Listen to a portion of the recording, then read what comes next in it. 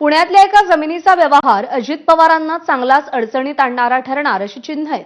जमिनीची खरेदी केली आहे दादांचे थोरले चिरंजीव पार्थ पवारांनी, पण लेकाच्या या व्यवहारावरून विरोधकांनी थेट अजित पवारांच्या राजीनाम्याची मागणी लावून धरली आहे। अजित पवारांचा मुलगा पार्थ पवारांच्या अमिडिया कंपनीनं पुण्याच्या कोरेगाव पार्कमधील तब्बल 1800 कोटींची जमीन केवळ 300 कोटींना विकत घेतल्याचा आरोप करण्यात आलाय।